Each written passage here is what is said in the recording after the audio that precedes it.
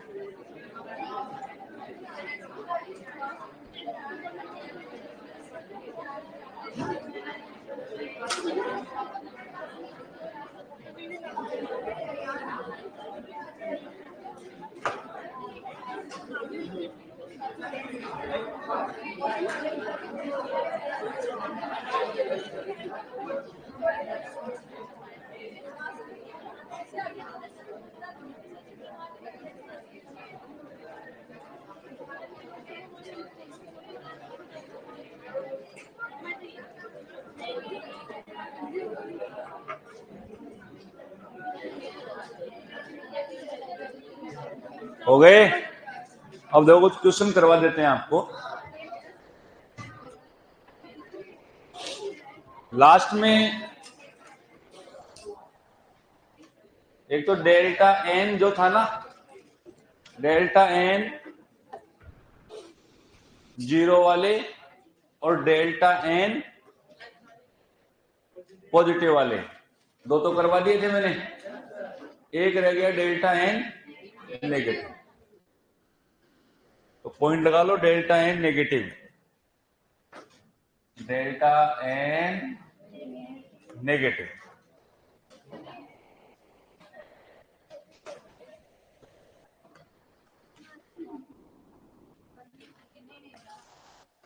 Delta N negative.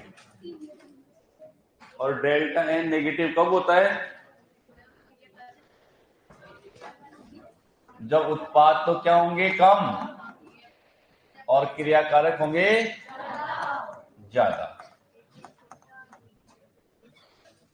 और KP केसी में क्या होगा?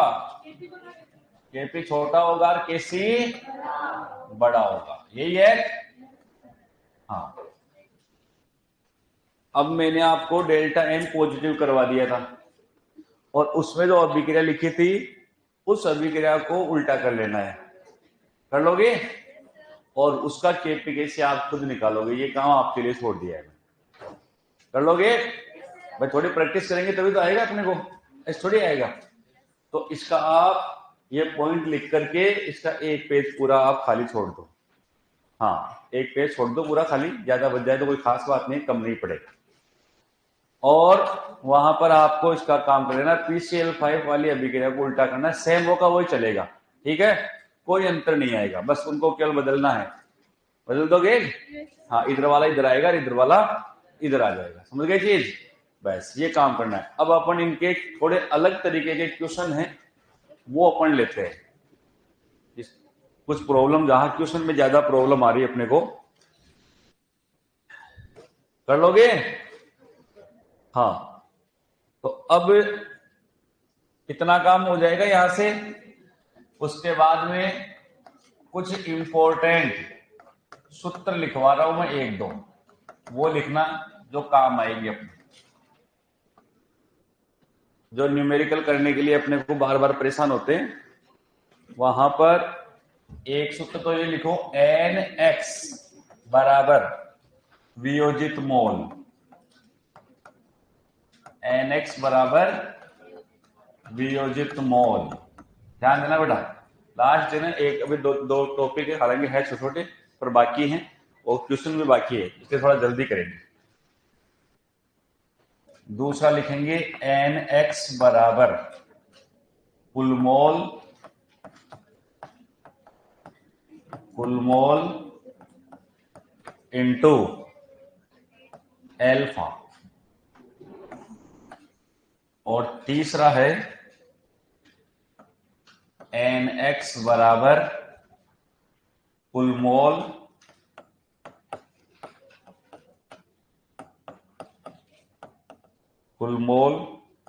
इंटू परसेंट एल्फा बटे 100।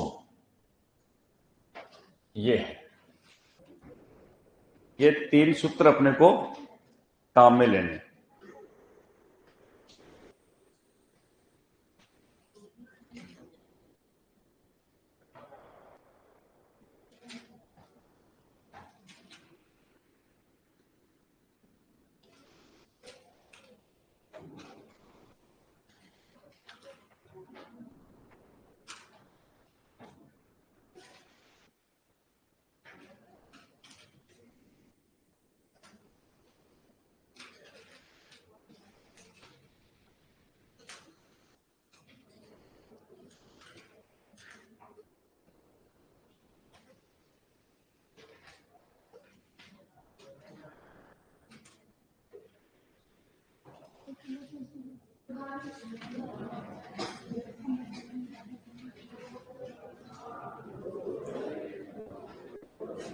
लिख लिए?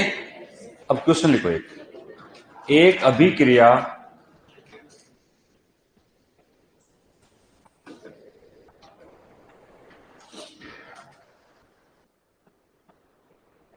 एक अभिक्रिया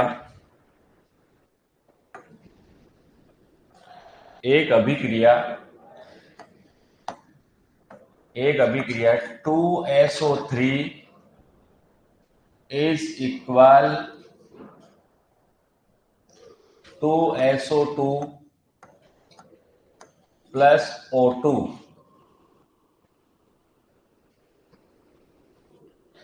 में प्रारंभ में एक अभिक्रिया लिख दी मैंने सामने, 2SO3 is equal to SO2 plus O2 में प्रारंभ में 16 मोल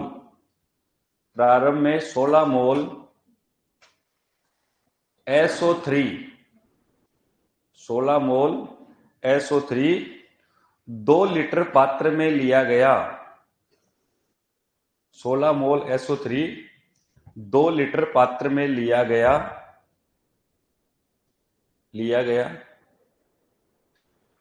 यदि साम्य अवस्था के समय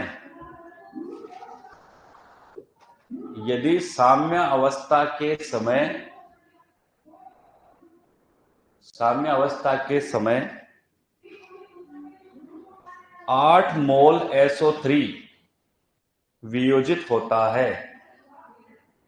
साम्य अवस्था के समय 8 मोल SO3 वियोजित होता है, तो साम्य अवस्था स्थिरांक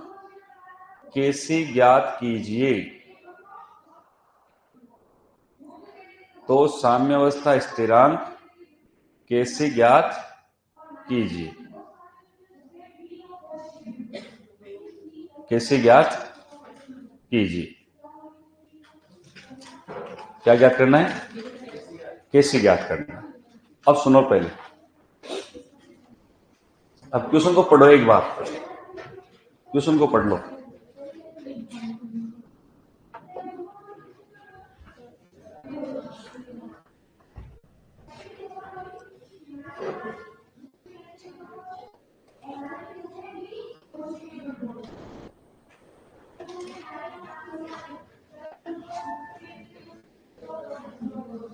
पढ़ लिए क्वेश्चन? अब देखो क्वेश्चन क्या कह रहा है। प्रारंभ में क्या लिख दूं बेटा मैं? t बराबर 0। प्रारंभ में इसके कितने मोल लिए गए? 16 मोल लिए। प्रारंभ में इसके कितने हैं? 0। इसके कितने हैं? 0। ये बात हो जाएगी। अब कह रहा है साम्य अवस्था के समय, तो साम्य अवस्था के समय साम्य अवस्था के समय मोल ही आएंगे ना अपने पास। साम्य अवस्था के समय इसमें से कितने मोल वियोजित हो गए? 8 हो गए। तो 16 माइनस 8। अब इधर कितने गए? इधर भी 8, इधर भी 8 या 4 4 कितने? बस ये गलती करना है, इसका कोई फर्क नहीं पड़ेगा। तो ये पहले ये देखना है कि यहां पर 2x है, मतलब यहां 2 है आगे, तो हम वियोजित मोल क्या मान रहे हैं? x मान रहे हैं। लेकिन यहाँ SO3 होता तब होता x, और यहाँ 2SO3 है तो कितना x हो जाएगा? 2x। और यहाँ भी कितना बनेगा? 2x। और यहाँ कितना बनेगा? x बनेगा। मेरी बात समझ में आ रही? हाँ, थोड़े अलग अलग क्वेश्चन टाइप के। तो यहाँ पर यदि मैं ये कहूं कि ये 2x है, ये यहाँ 2x बनेगा और यहाँ 2x बनेगा। पीछे आओ, यहाँ पर nx बराबर वियोजित मोल। वियोजित मोल कितने हैं अपने? 8 है। कितने हैं? 8।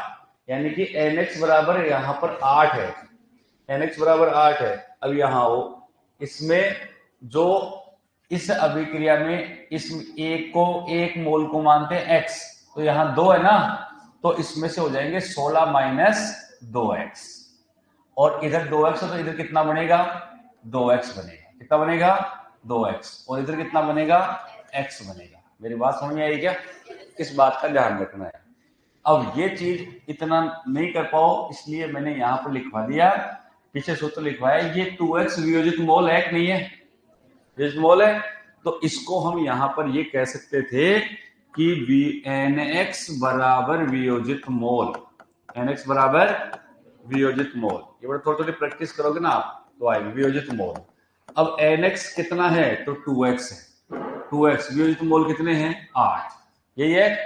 तो यहां से x निकालो। x बराबर 8/2 और x बराबर कितना आएगा? 4 आएगा। कितना आएगा? 4। अब चाहे मैं इसको उठा करके ऐसे रख दूंगा कि यहाँ पर 2x कितना था, तो x कितना आया? 4। तो 2x कितना हुआ? 8 हो गया ना? अरे 8 भाग नहीं हुआ? 2 × 4 हो गया, तो 8 हो गया। यहाँ पर 2x है तो 2x कितना हो गया अपने पास में? 8 हो गया। कितना हो गया? 8। और यहाँ पर कितने हो गए? 4 हो गए। समझ में आई क्या मेरी बात? ये कितने बच गए? अब 8 बच गए। ये कितने हैं? 8। और ये कितने हैं? 4 है। पता लग गया? अब ये जो मोल है इनकी क्या बनानी है? अब सांद्रता। सांद्रता बनानी है तो क्या चाहिएगा? आयतन। आयतन चाहिए। आयतन चाहिए तो 8/आयतन कितना दिया है? 2 दिया है। 8/2। यहाँ भी 8/2 और यहाँ 4/2। इधर 4/2 हो जाएगा। ये कितना आंसर आ गया? 4 आ गया। काट दिया इसको। ये 4 आ गया, ये भी 4 आ गया और ये 2 आ गया। अब आप आराम से क्या निकाल लेंगे? केसी निकाल। पता लग गया? तो केसी निकालना बड़ी बात नहीं है, ये अपने को ये तरीका आना वापस बड़ी बात है। समझ गए? अरे समझे नहीं समझे? समझ गए। इस पूरी रामायण को मैं एक बार फिर समझा रहा हूं। समझ गए? ध्यान से समझना। 2SO3 एक अभिक्रिया दी अपने को, और इस अभिक्रिया में 2SO2 प्लस O2। अपने को कहा कि प्रारंभ में कितने मोल है इसके? 16 मोल है। कितने मोल है? 16 मोल है। इसके 16 है, इसका 0 है और इसका 0 है। फिर अपने को कह रहा है कि कितने मोल वियोजित हो गए? 8 मोल। तो जो वियोजित होते हैं उसके लिए मैंने पीछे सूत्र लिखवाया है 2nx बराबर वियोजित मोल। nx बराबर वियोजित मोल। nx बराबर वियोजित मोल। और nx का मतलब अब कितना है? तो यहाँ पर अपने पास में कितने? 1 का x होता है, तो 2 का कितना आ गया? 2x आ गया। आ गया? तो यहाँ पर आ गया 16 माइनस 2x। और यहाँ 2x यहाँ कितना बनेगा? यहाँ 2x बनेगा। कितना बनेगा? 2x बनेगा। कब बनेगा? जब साम्य अवस्था में होंगे। समझ गए जी? और यहाँ कितना बनेगा? x बनेगा। इसका मतलब x का मान अपने को पता होना चाहिए। तो यहाँ पर मैं ये कह दूं कि 2x बराबर कितने हैं? 8, क्योंकि वियोजित 2x तो हो रहे हैं और ये इसका मान कितना दे रखा है? 8। तो तो अपन यहां से x का मान निकाल देंगे। तो x बराबर 8/2, कितने आ गए? 4 आ गए। अब चाहे आप इसको ऐसे सोल्व कर लो कि साम्य में क्या होगा, तो साम्य में हो जाएंगे 16 माइनस 2 इंटू x का मान कितना रहा है? 4। यहां क्या कर देंगे? 2 इंटू 4 और यहां कितना है? 4। ये कितना हो गया? 16 माइनस 8, ये कितना हो गया? 8 और ये कितना हो गया? 4। 16 माइनस 8 कितना होता है? 8। ये कितना? 8 और ये 4। फिर क्या बना लो? सांद्रता बना लो। क्या बना लो? सांद्रता। सांद्रता के लिए क्या आना चाहिए? आयतन। आयतन दे रखा है कितना? 2। तो 8/2, 8/2 और 4/2 कितना आ गया? ये 4 आ गया। ये 4 हो गया और ये 4 हो गया और ये 2 हो गए। हो गया। तो केसी बराबर, अब केसी निकाल लो इसका। केसी क्या है? SO2, ये सांद्रता की घात 2 और O2 की सांद्रता बटा SO3 की सांद्रता की घात 2। तो SO2 कितना है? कितना है? 4। तो ये बन जाएगा 4 का स्क्वायर इंटू O2 कितना है? 2 बटे 4 का स्क्वायर। 4 के स्क्वायर कट गया, कितना उत्तर आ गया? 2 आंसर आ गया इसका। कर लोगे क्या? हाँ, लिख लो फटाफट से, फटाफट लिख लो।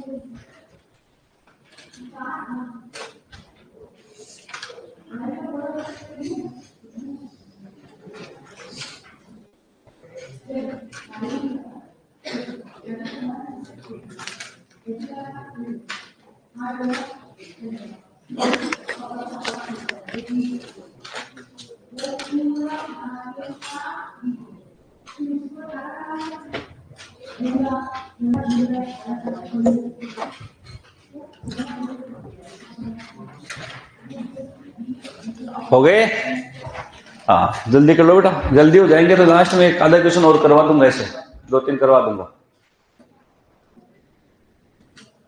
राइटिंग जमाओगे तो एक आधा ही होगा ट्यूशन में। राइटिंग हो गए? हाँ, अब पहले अपने 2 छोटे छोटे टॉपिक बचे हुए हैं, वो भी लिख लो साथ में। अगला पॉइंट लगा लो, अभिक्रिया भागफल। फिर बाकी बचे हुए क्वेश्चन और देख लेंगे, क्वेश्चन तो बहुत सारे होते हैं। नेक्स्ट पॉइंट है अभिक्रिया भागफल। अभिक्रिया भागफल, अभिक्रिया भागफल। अभिक्रिया भागफल को क्यू से लिखते हैं या क्यूसी से भी लिख देते हैं। अभिक्रिया भागफल क्यू या क्यूसी।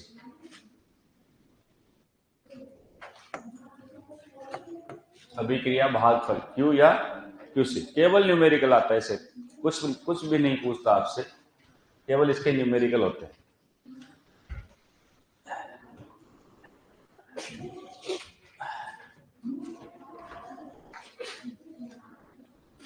हाँ, अब सुनो, इसमें एक सूत्र लिख रहा हूं मैं, के सी बराबर, इसमें सब जो पढ़ लिया वही काम आएगा, उत्पाद की सांद्रता, उत्पाद की सांद्रता बटे क्रियाकारक की सांद्रता। पढ़ा है ना हमने, ये सूत्र होता है। इसके सांद्रता की घात कोई भी मान लेते हैं, एन लगा दिया, क्या लगा दिया, एन, और इसकी सांद्रता की घात कोई भी एम लगा दिया, कोई ना कोई घात होगी यहां पर। सेम ये की यही चीज मैं यहां पर लिख रहा हूं, क्यू बराबर, क्यू या क्यू से एक ही बात है, क्यू बराबर, ये भी यही सूत्र होता है, उत्पाद की सांद्रता बटे क्रियाकारक की सांद्रता, क्रियाकारक की सांद्रता। इसकी भी घात मैं एन लगा देता हूं, इसकी घात एम लगा देता हूं, एक ही सूत्र है दोनों।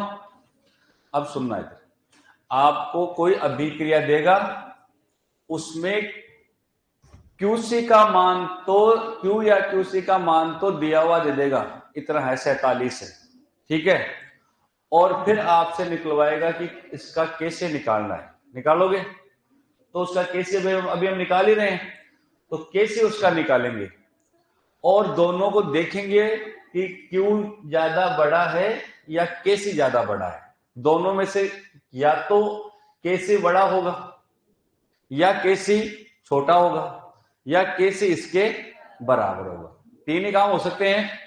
तो इससे अभिक्रिया की दिशा पता लगती है कि अभिक्रिया कौन सी दिशा में जा रहा है। तो बहुत सारे क्वेश्चन मिलेंगे अभिक्रिया की दिशा के, कि अभिक्रिया की दिशा कौन सी तरफ जा रही है, क्यूसी और केसी के मान के आधार पर। तो यदि पहली कंडीशन, यदि क्यू से ज्यादा है केसी, केसी बड़ा है, बस एक ही बात याद रखनी है आपको तो, कि केसी यदि बड़ा है, अभी न्यूमेरिकल कराऊंगा मैं इसका, यदि केसी बड़ा है तो अभिक्रिया हमेशा अग्र दिशा में जाएगी। कहां जाएगी, अग्र दिशा में जाएगी, अभिक्रिया अग्र दिशा में जाएगी। और यदि केसी क्या रह जाए, छोटा रह गया क्यू से, तो अभिक्रिया कहां जाएगी, पश्चिम दिशा में जाएगी, प्रत्येक दिशा में जाएगी। और यदि बराबर हो गए दोनों, क्यू बराबर हो गए किसके, केसी के, तो अभिक्रिया साम्य अवस्था में आ गई।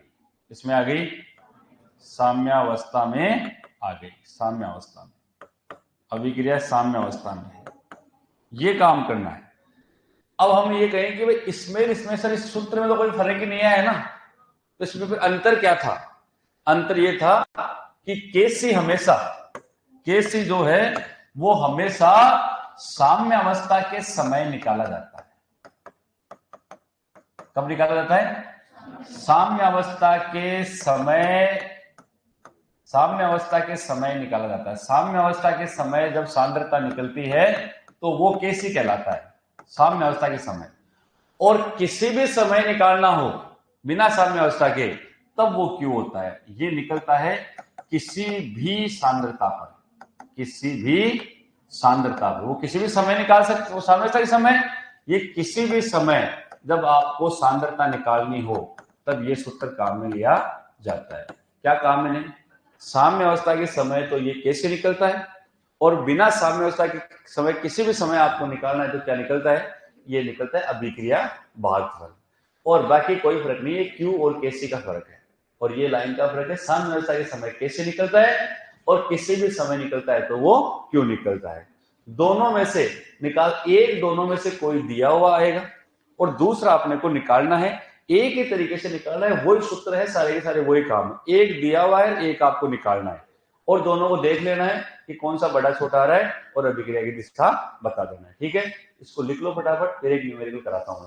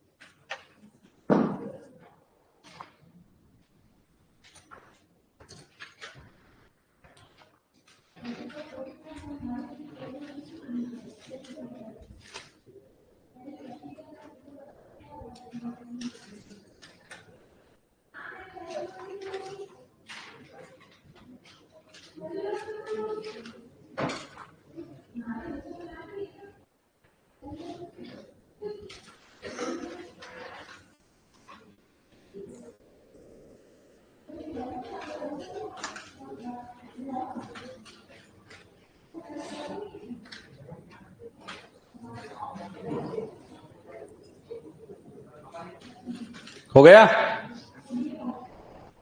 देखो क्वेश्चन लिखो बेटे।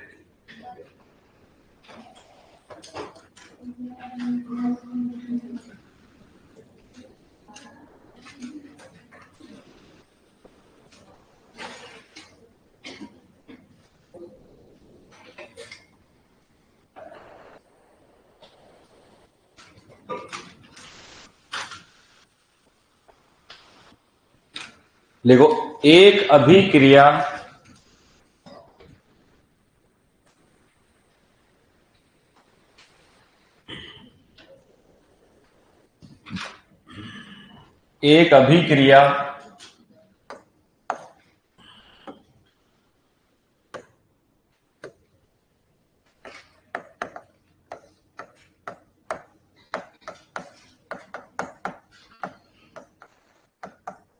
H2 plus I2 is equal to HI में किसी समय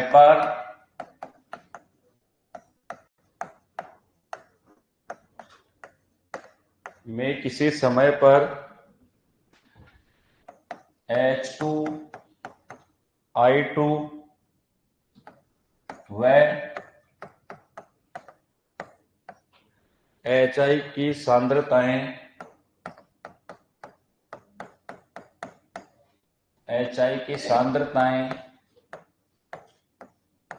क्रमशः 5m व 5m है। m कैपिटल M है सब में। इसका मतलब होता है मोलरता। क्या होती है? मोलरता। और मोलरता एक सांद्रता होती है। क्या होती है? सांद्रता। सीधी आपको सांद्रता दी गई है, समझ गए जी? कहीं कोई मोलों की संख्या का खेल नहीं है।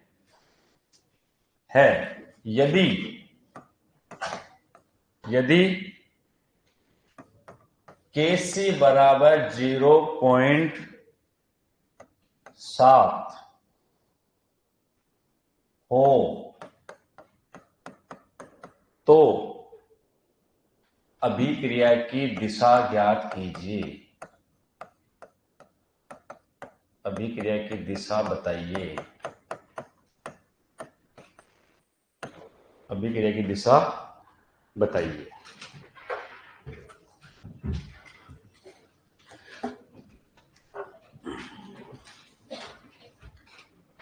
क्लास का नोटिफिकेशन नहीं आता है वो बेटा आपको नंबर दिए हुए हैं उन पे कांटेक्ट करो सारी चीजें। हाँ, क्या दे रखा है? कैसे दे रखा है तो निकालना क्या पड़ेगा अपने को? क्यों निकालना पड़ेगा ना। और क्यों निकालने का फॉर्मूला क्या था? उत्पाद की सांद्रता की घात n बटे क्रियाकारक की सांद्रता की घात m। यही था क्या? अरे यही था। तो Q बराबर उत्पाद कौन है? 2HI। तो इसको कैसे लिखेंगे?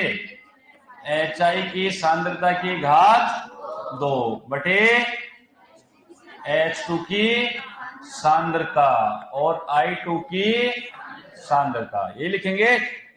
सांद्रता अपने को m आ जाए, ध्यान रखना m जो होती है m मोलरता होती है और मोलरता एक सांद्रता है। पढ़ लिया होगा आपने, मोलरता एक सांद्रता है। अरे है नहीं, 1 लीटर विलियन में उपस्थित विलय के मोलों की संख्या क्या कहलाती है? मोलरता। कैपिटल M से लिखा जाता है, मोल प्रति लीटर इसकी इकाई होती है। मोलरता एक आयतन वाली राशि है, आयतन तापमान से प्रभावित होते हैं, इसलिए मोलरता ताप से प्रभावित होती है। ताप जो है वो आयतन के समानुपाती होते हैं। जब ताप बढ़ते हैं तो आयतन बढ़ते हैं और आयतन बढ़ते हैं तो मोलरता कम हो जाती है। ये सारी बात पढ़ाई होगी आपने, पढ़ा दी क्या? हाँ बहुत बढ़िया। नहीं पढ़ाई तो भी बढ़िया और पढ़ाई तो भी बढ़िया। चैप्टर पूरा हो गया ना मोलरता का। बेसिक कंसेप्ट नहीं हुआ क्या? हैं? अच्छा नहीं हुआ। अब कोई दिक्कत नहीं। कैपिटल M का मतलब होता है मोलरता। क्या होता है? मोलरता। और मोलरता क्या होती है? सांद्रता होती है। सीधी अपने को सांद्रता दी हुई है, यहाँ सांद्रता चाहिए। अब HI की सांद्रता कितनी है? 5। तो 5 का स्क्वायर बेटा H2 की कितनी है? 5 और I2 की कितनी है? 5। तो ये क्या बन गया? 5 इंटू 5, ये भी 5 इंटू 5, कट गए। कितना आ गया? 1 आ 0 कौन बोला? हाँ 1 कितना गया? 1। केस क्यू तो आ गया 1 और केसी है 0.7। तो कौन बड़ा है? क्यू बड़ा है ना। तो क्यू जब बड़ा हो और केसी छोटा हो, क्यू बड़ा है केसी क्या है? छोटा। तो अभिक्रिया की दिशा जाएगी कहां जाएगी? प्रतिप दिशा में जा रही है। पता लगा आगे? अरे कर लोगे? दोनों चीज निकालने का तरीका एक ही है, क्यू भी वही तरीका है और केसी भी वही है। दोनों में से अपने को एक चीज दे देगा, दूसरी अपने को निकालनी है और दोनों को देखना है कि कौन सी दिशा में अभिक्रिया जा रही है। चिपका दो फटाफट।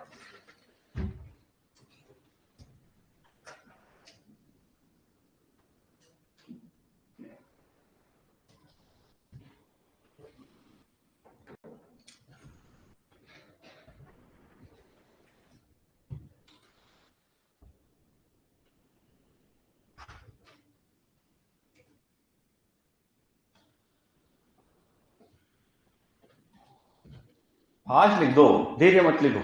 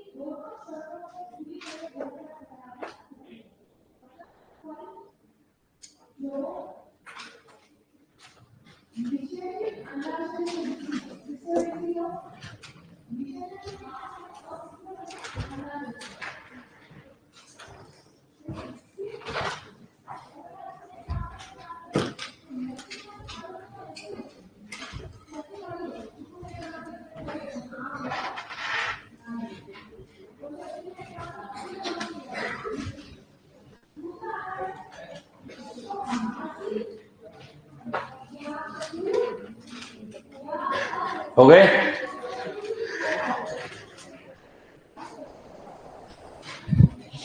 अब लास्ट पॉइंट लिखो। लास्ट पॉइंट देखो, देखिए क्या है।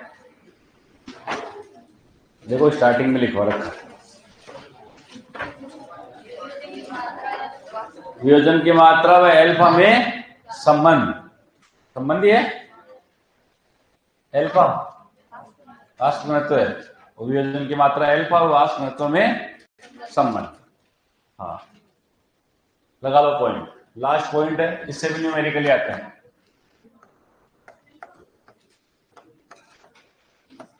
वियोजन की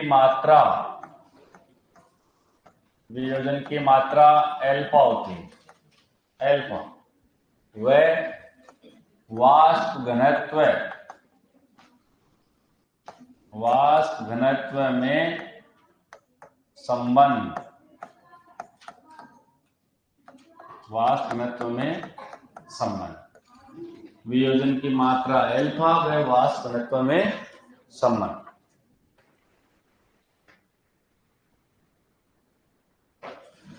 वाष्प घनत्व में संबंध।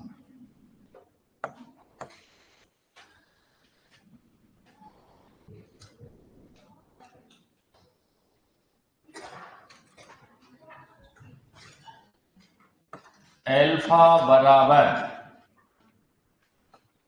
D minus D upon D N minus 1, ये होता है।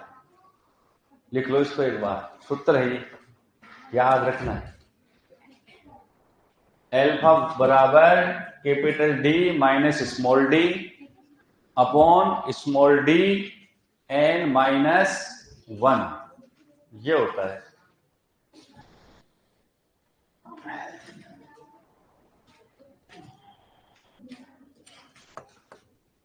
आराम से पढ़ो, फिजिकल केमिस्ट्री पढ़ रहे हो। क्या पढ़ रहे हो बेटा?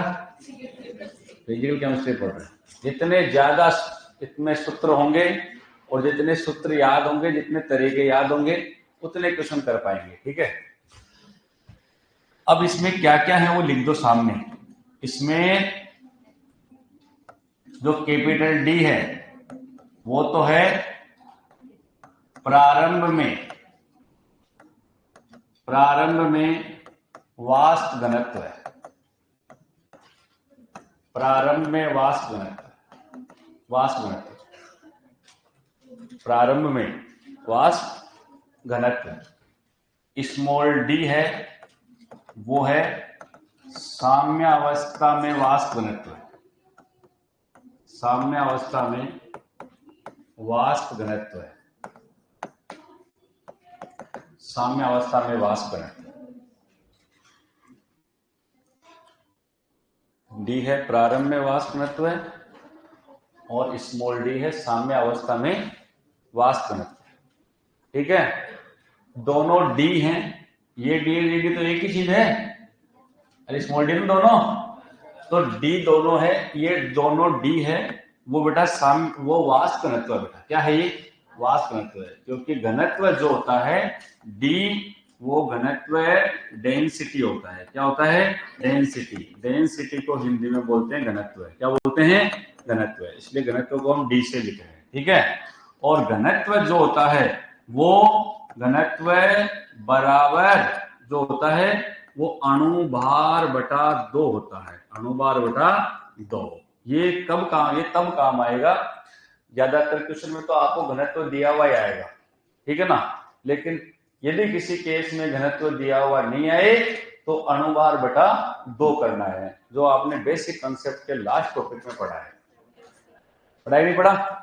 हाँ, सर ने पढ़ा है, एक बैच और पढ़ा है। अब मैं क्या करूँ, जितना पढ़ा है ये टॉपिक के बाद में आता है तो मैं क्या करूँ, है। तो लेकिन फिर भी मैं सारी चीजें बता रहा हूं कि भाई ये अपने को काम में लेना है, जब वो चैप्टर पढ़ो तब वो रहेगा। तो ये घनत्व दिया हुआ आएगा 98% इस चैप्टर में घनत्व दिया हुआ आ जाए, और नहीं दिया हुआ है तो मैं उसका क्वेश्चन लिखवा देता हूँ कैसे आएगा, ठीक है ना। तो आपको अणुभार दिया हुआ आएगा, तो अणुभार में 2 का भाग लगाते क्या बन जाएगा, वो घनत्व। इतना याद रखना है, या तो घनत्व दिया हुआ है और या फिर अणुभार दिया हुआ आएगा, और अणुभार का क्या कर देना, बटा 2 करते वो क्या बन जाएगा, घनत्व बन जाएगा। फिर क्या बताया इसमें, एल्फा। एल्फा हम जानते ही है, एल्फा क्या है, वियोजन की मात्रा। तो एल्फा है वो वियोजन की मात्रा है, वियोजन की मात्रा। और बच गया क्या, एन। एन बराबर, एन क्या होता है, एन होता है उत्पाद के मोल बटे क्रियाकारक के मोल। उत्पाद के मोल बटे क्रियाकारक के मोल, ये अपने को एन निकालना है यहां से। एन होता है उत्पाद के मोल बटे क्रियाकारक के मोल। क्वेश्चन लिखो।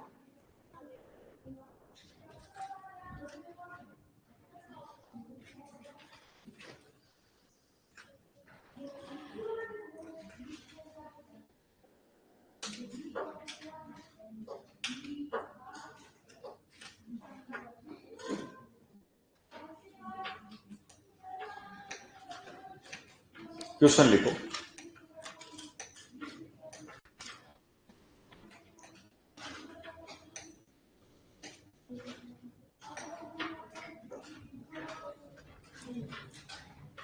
चलें क्या, क्वेश्चन लिखो। एक अभिक्रिया है PCl5 PCl3 प्लस Cl2। अभिक्रिया लिख लो पहले, PCl5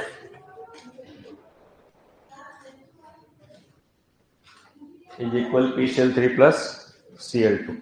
फिर नीचे लिखो, इस अभिक्रिया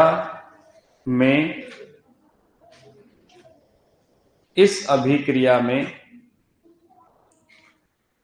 साम्यावस्था के समय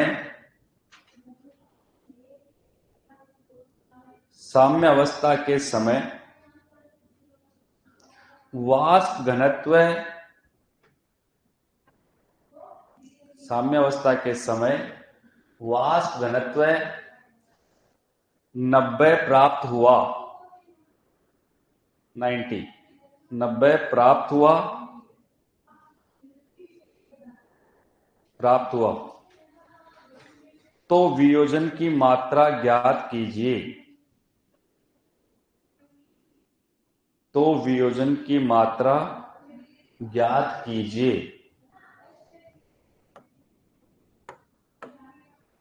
वियोजन की मात्रा ज्ञात कीजिए। और ब्रैकेट में दिया हुआ है, ब्रैकेट में दे रखा है PCl5 का अणुभार। PCl5 का अणुभार बराबर 208.5।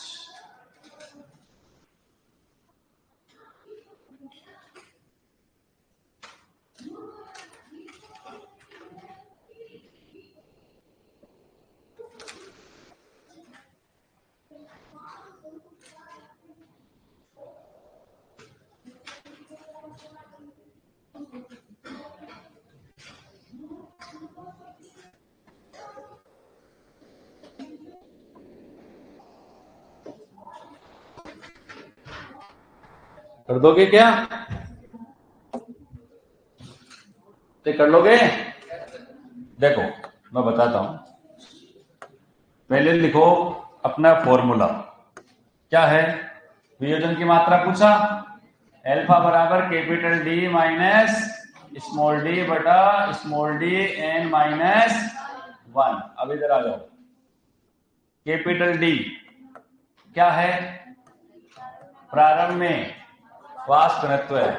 तो प्रारंभ में वाष्प घनत्व है अपने पास, नहीं है, देखो गौर से, साम्यावस्था के समय है, किसमें है, साम्य अवस्था के समय।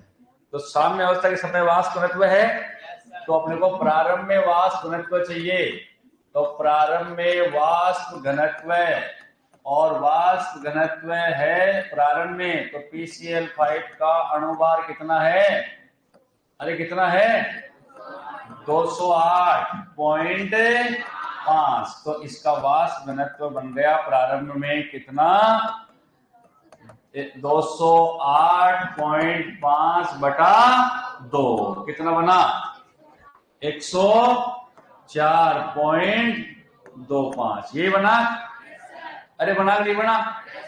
मैंने क्या कहा अभी? वाष्प घनत्व दिया हुआ नहीं है तो क्या देखना है? अणुभार। अणुभार दे रखा है, तो अणुभार दे रखा है तो इसका वाष्प घनत्व हो गया 104.25। ये तो कैपिटल डी हो गया।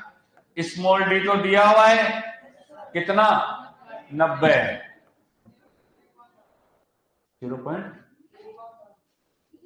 क्या आंसर? हाँ आ सकता है।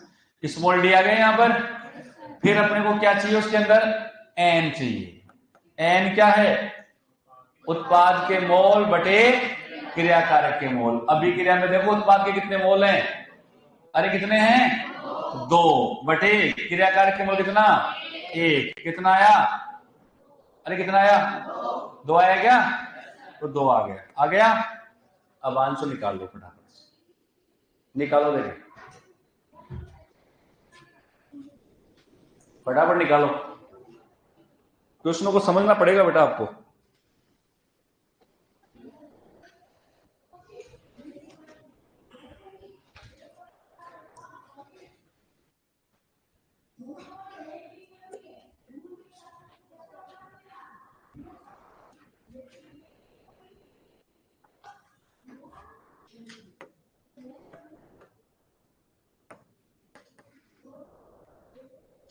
कैपिटल डी कितना है?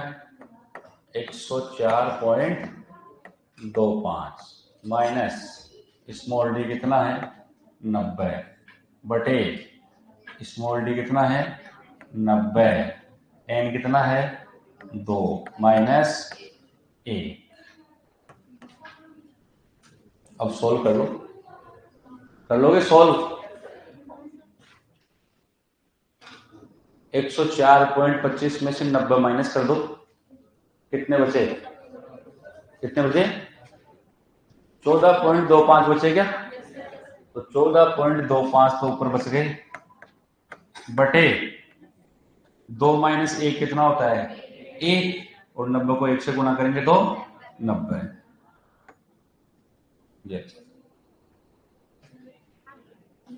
इसको हल करना पड़ेगा। इसके आगे छोड़ देना है। हाँ, इसके आगे ले जाना है कि सर श्रम करें। सर श्रम करें। आगे का काम बेटा मेरा थोड़ी है। मेरा केमिस्ट्री पढ़ाने का काम। मैथ्स थोड़ी पढ़ा रहा हूं तो आपको भाग देना सिखाऊंगा, हैं?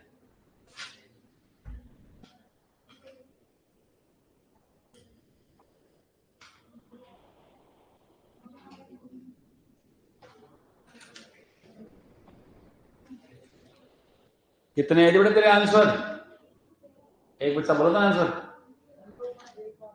0.158। पुरानी नोट्स हैं क्या तेरे पास? कोई बात नहीं। हाँ।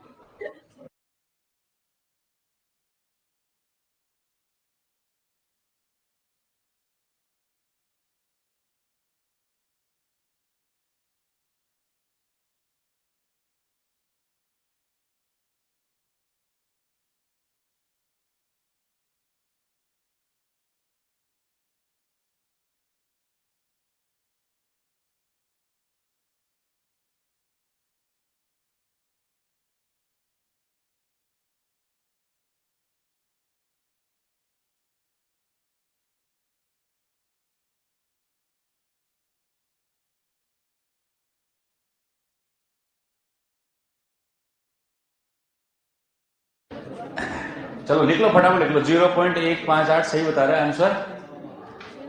0.158 कर लिए? अरे कर दिए क्या?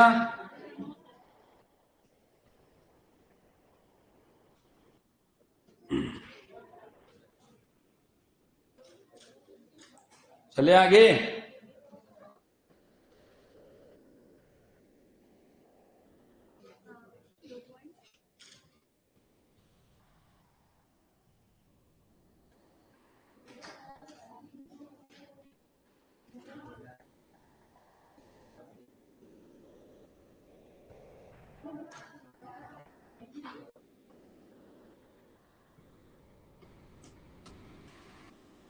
हो गए? नहीं आ रहा? नहीं आ रहा तो देखो, आप मैं तो कुछ कर ही नहीं सकते। कर सकते हैं क्या? ये पॉइंट हटा दो यहां से। कितने लगाओ? 2 जीरो लगा दे, 2 जीरो। क्लियर? अब अपने को भाग देना है, तो बच्चों की तरह भाग दे दो आप। 1425 में कितने का भाग देना है? 9000 का। तो 1425 में 9000 का भाग दो आप। और अब भाग चला जाएगा इसके अंदर? नहीं जाए ना? अरे जाए कि नहीं जाए? नहीं जाएगा भाग। तो आपको क्या करना पड़ेगा? 0 लगाना पड़ेगा। इसका मतलब क्या आ गया? पॉइंट आ गया यहाँ पे। आया कि नहीं आया? आ गया। अब इसमें भाग दोगे तो कितने बार जाएगा? एक ही बार जा सकता है। एक ही बार जा सकता है ना? तो एक बार भाग जाएगा तो कितना आ जाएगा? 9000। ठीक है, ये कर दो इसमें से माइनस। कितने आ गए? 9 और 5 14, 5250। अरे आ गए? हाँ। अब नहीं जा रहा, 0। कितने हो गए? 52,000। 9 पंजे 45। 9 छह तो 54 हो जाएंगे ना? 9 पंजे 45। ये लो। अब कितना बचा? 45 और 7 52 और 7500। ये आया? आ गए? अब इसमें भी नहीं जाता है तो फिर 0 लगा दो। अब 9 8 72 72। ये लो। आया नहीं आया? आ गया? आता सबको है, नियत में कौन रखे? हाँ, मेहनत कौन करे? काम सिर्फ मेहनत की है। आता सबको है, ऐसा कोई नहीं है जो 10th पढ़ के नहीं आया और इसको भाग देना नहीं आता है। पर बात यह है कि कोई तो ये देख रहा है कि पड़ोस वाला कर रहा है, उसको देख के उतार लूंगा। झूठ नहीं बोल रहा हूं मैं भाई। पड़ोस वाला कर रहा है, उसको देख के उतार लूंगा। तो पड़ोस वाला ही कर रहा है, एग्जाम में ध्यान रखना इस बात का। एग्जाम में पड़ोस वाला ही कर रहा होगा, हम नहीं कर रहे हैं। क्योंकि जब हम यही नहीं कर पा रहे पॉजिटिव माहौल में, सब कुछ अपना पॉजिटिव माहौल है, सर खड़े हैं, ट्यूशन सामने है, एक बार करके देख लें प्रैक्टिस। टाइम अपने पास, कोई टाइम की लिमिट नहीं है, तब भी आप नहीं कर सकते, तब आपका जी चुरा रहा है। तो वहां में होगा नहीं। वहां करने की कोशिश तो खूब करेंगे लेकिन अपने से होगा नहीं। इसलिए कहते हैं कि मरने के बाद शमशान घाट में दवाई लेके जाने का कोई फायदा नहीं, क्योंकि मुर्दा मर गया है। तो देनी ही थी तो उसको पहले दे देते ना, तो शायद वो बहुत असर कर जाती। दवा वही है, पैसे वही लगे हैं, लेके आप ही जा रहे हो, सारा काम आप ही कर रहे हो, लेकिन बस वो टाइम चला गया। थोड़ा कोई भी काम टाइम पर कर लोगे ना तो ज्यादा बेटर है। बिना प्रैक्टिस के तो आएगा नहीं। कितने सारे टीम के लिख लो पड़ोस वाले के, और एक दिन बाद देखना।